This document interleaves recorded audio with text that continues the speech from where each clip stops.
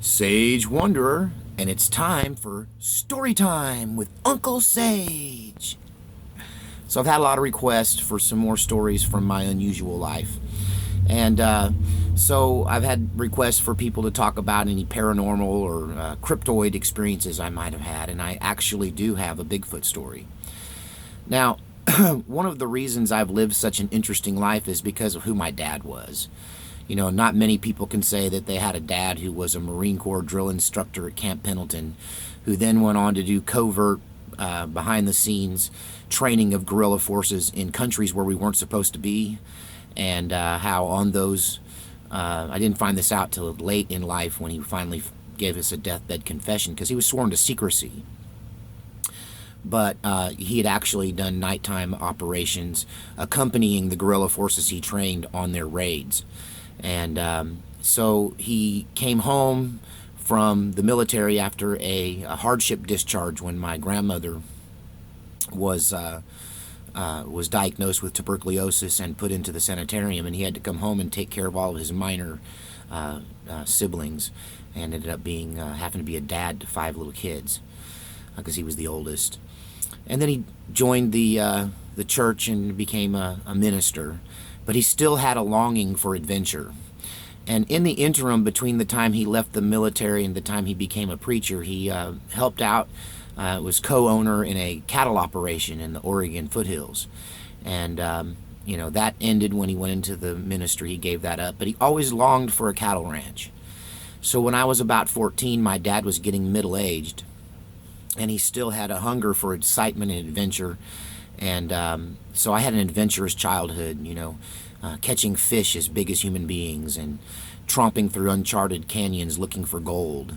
And that'll be another story of my gold finding expedition.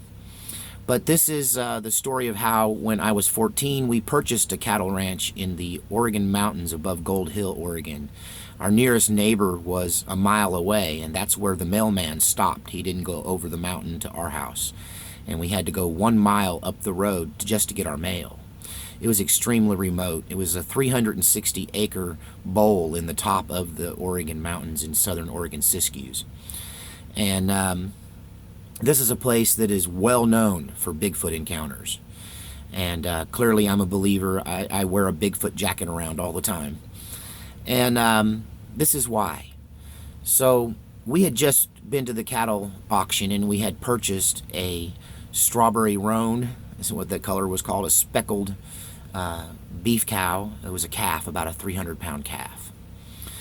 And when we were unloading it, this 300-pound calf got away from us and busted through an electric fence and went into the woods. And so we spent the day looking for the lost cow, and which included us walking through the woods calling out to the cow to try to get it to maybe call back like its mother. And if you've ever been around cattlemen, there's a specific kind of cattle call, and it kind of sounds like this. Excuse the loudness. "Ha, cow! Come on, cow! Hop, hop! Come on, cow! Ha, cow!" So we went through the woods looking for this cow, and finally we gave up. We tried to track it, and its tracks went over itself and circled around, and we never did find the cow, the little heifer. And so it was getting towards the end of the day, and I went out onto the edge of our fenced property and began repairing a fence. And while I was out there, you know, basically I think I was digging a post hole, I heard someone, I believed, call out from the edge of the woods. But it sounded like a person who's not right in their head. I won't use the R word because I guess it's politically incorrect to say that word. We'll say mentally challenged person was yelling out at me, and it was right there at the wood line. And it sounded like this.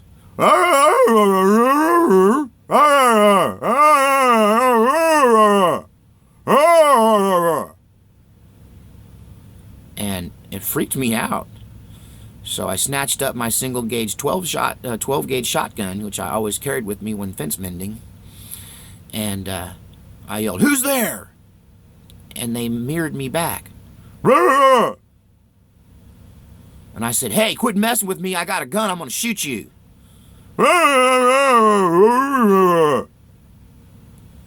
So I immediately, part of me thought, this doesn't sound human, or it sounds like a person not right. It scared me. It scared me good. I mean, it was right inside the tree line. So I ran down the house and got my dad, and he grabbed his rifle, and we went up there, thinking that this was some kind of prank played on us by a cattle rustler who had stolen our cow. So if you haven't heard my stories in the past about my dad, he was come to find out, not a real Native American, but we believed we were Native Americans, and he lived the Native American lifestyle and was a very competent tracker.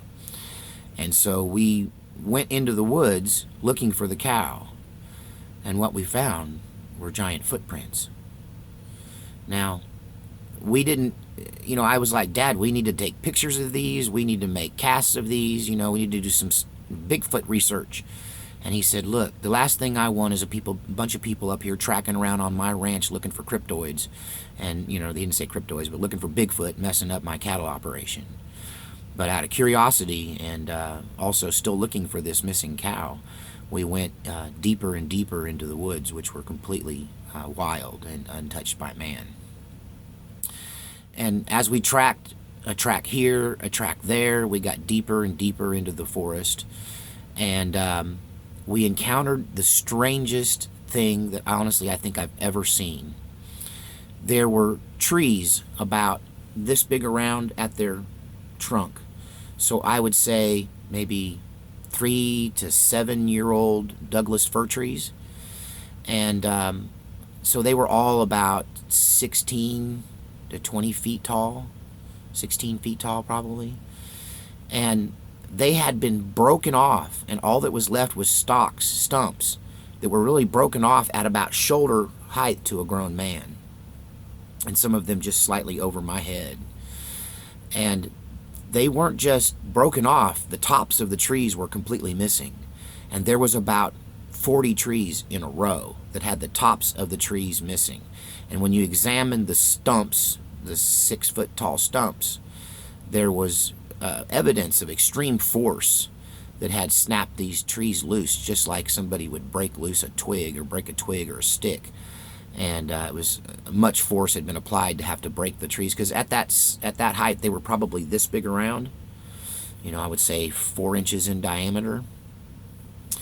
And we followed this line of broken off missing tops of trees deeper into the woods, and just past the end of where this row of trees was broken off, we found a structure that could be best described as a teepee.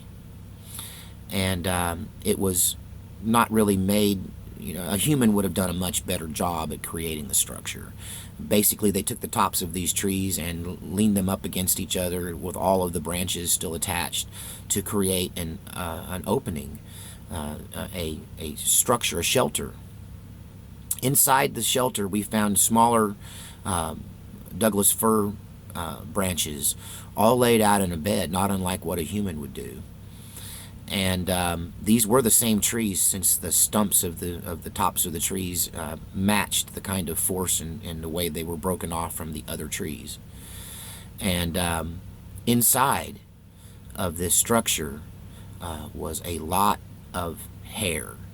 Not really like torn out hair laid as a bed, but just hair snagged on everything. Snagged in the branches, snagged in the doorway.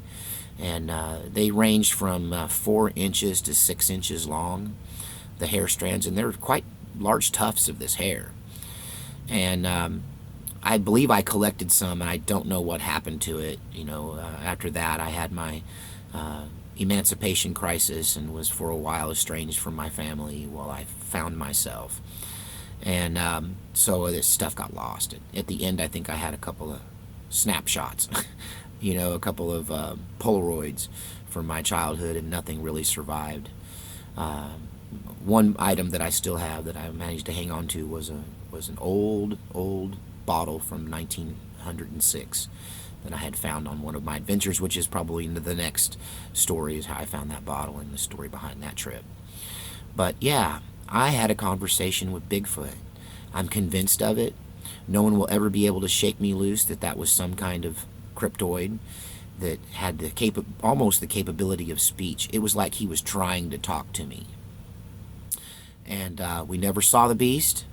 We never found the calf. I don't know whether what happened to the calf. I suspect he ate it. That's what I think. But at any rate, there it is, story time with Uncle Sage, my conversation with Bigfoot. Believe it or not.